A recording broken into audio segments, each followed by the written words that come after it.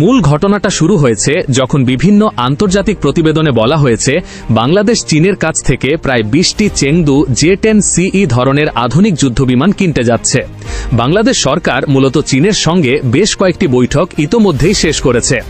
এই খবর প্রকাশ হওয়ার পর থেকেই সারা বিশ্বে ব্যাপক আলোচনা শুরু হয়েছে।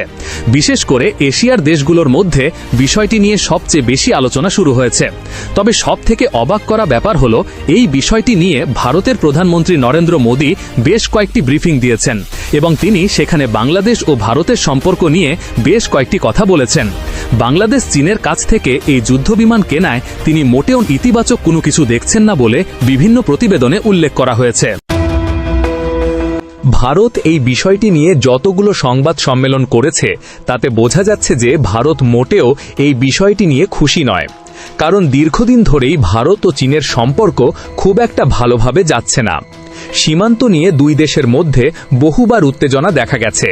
তাই বাংলাদেশ ভারতের তেজাস যুদ্ধবিমান না কিনে চীনের কাছ থেকে J-10CE যুদ্ধবিমান কেনায় ভারত কিছুটা অসন্তুষ্ট হয়েছে বলে বিভিন্ন প্রতিবেদনে উল্লেখ করা হয়েছে। ভারতের নিজস্ব তেজাস একটি আধুনিক যুদ্ধবিমান হলেও এটি মূলত 1 ইঞ্জিন বিশিষ্ট হালকা যুদ্ধবিমান। এটি তুলনামূলকভাবে হালকা ধরনের কাজের জন্য ব্যবহার করা হয়। অন্যদিকে চীনের J-10CE যুদ্ধবিমান আকারে বড় এবং ভারী ধরনের কাজের ক্ষেত্রেও ব্যবহার করা হয়। একই সঙ্গে এটি বেশি পরিমাণ অস্ত্র বহন করতে পারে এবং দীর্ঘ দূরত্বে কাজ করতে পারে। এই বিষয়টি নিয়ে এত আলোচনা হওয়ার প্রধান কারণ হল এই যুদ্ধবিমানের অসাধারণ ক্ষমতা। এটি চীনের নিজস্ব তৈরি একটি মাল্টিরোল ফাইটার জেট। আধুনিক প্রযুক্তির কারণে এটি বিশ্বের অন্যতম শক্তিশালী 4.5 জেনারেশনের যুদ্ধবিমান হিসেবে পরিচিত।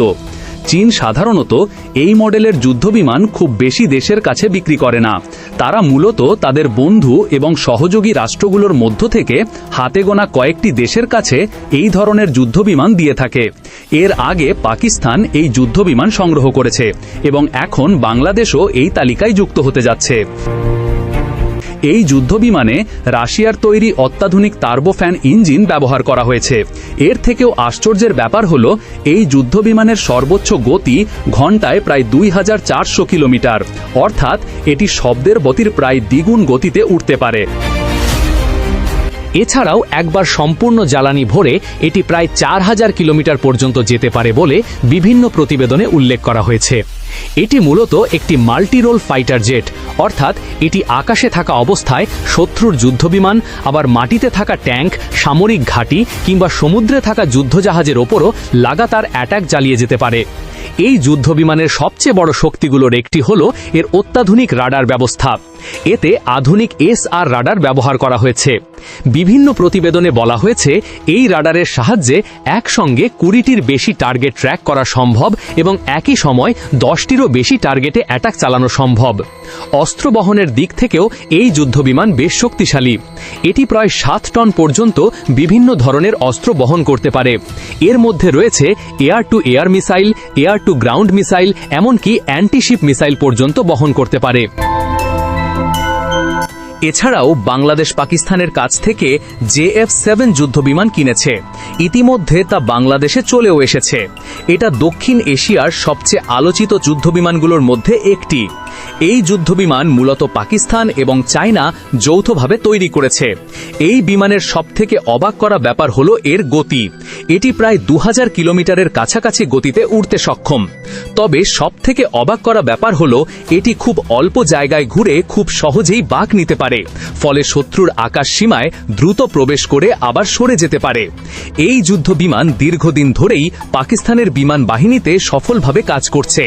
চীনের কাছ থেকে যুদ্ধবিমান পাওয়া এবং পাকিস্তানের কাছ থেকে যুদ্ধবিমান পাওয়া এই ব্যাপারগুলো নিয়ে ভারতের বিভিন্ন মহলে আলোচনা চলছেই।